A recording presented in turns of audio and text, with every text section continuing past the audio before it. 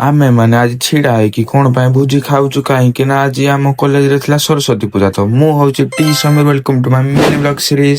ମୁଁ ଆଉ ମୋ ସାଙ୍ଗମାନେ ମିଶିକି ଆଜି ବାହାରି ଯାଇଥିଲୁ ସରସ୍ୱତୀ ପୂଜା ପାଇଁ। ତ ଆମେ ଟିକେ ଆଜି ସମସ୍ତେ ଯାକ ମିଶିକି ଷ୍ଟାଇଲ ମାରି। ତମ ଭାଇ କେମିତି ଦେଖାଯାଉଛି ଡ୍ରେସରେ ତ କମେଣ୍ଟରେ ଟିକେ ଜଣେଇ ଦିଅ। ଫାଇନାଲି ଗାଇଜ ଆମେ କଲେଜରେ ପହଞ୍ଚି ଗଲୁ। ତ କଲେଜରେ ଡେକୋରେସନ ପୁରା ଅନ୍ ଟପ୍ ହେଇଥିଲା। ତ ଅନ୍ ଟପ୍ ହେଇଥିଲା ମାନେ ଆମର ବି ଟିକେ ଷ୍ଟାଇଲ ତ बनता है। ତ ଷ୍ଟାଇଲ ମାରି ମାରି ତମ ଭାଇ ଟିକେ ବାହାରକୁ ବାହାରିଲା। ଗାର୍ଲସ ମାନେ ଏତେ ଫଟୋ ଉଠାରେ ବି ତ ମୁଁ ଆଉ କଣ କହିବି। ତାପରେ ଆମେ ଟିକେ ଯାଇକି ପୁଷ୍ପାଞ୍ଜଳି ଦେଇକି ତାପରେ ମୁଁ ଟିକେ ଷ୍ଟାଇଲ ନ ମାରିଲେ କଣ ହବ। ତ ଷ୍ଟାଇଲ ମାରି ମାରି ତ ସାର୍ ଦେଖିକି ମତେ କହିଲେ କେତେ ଷ୍ଟାଇଲ ମାରୁଛୁ। ତାପରେ ଆମକୁ ଟିକେ ଭୋଗ ପ୍ରସାଦ ଦିଆଗଲା। ଆମେ ଟିକେ ଖାଇସାରିଲା ପରେ ଏରା କିରା ଦଉଛନ୍ତି। ତ ଏରା କିରାକୁ ଆମେ ଟିକେ ଖାଇ ଦେଇକି ତ ଆମକୁ ଏଇଭଳି କିଛି ଖାଇବା ଦେଇଥିଲେ ତ ମୋ ସାଙ୍ଗ ପୁରା ଖୁସି।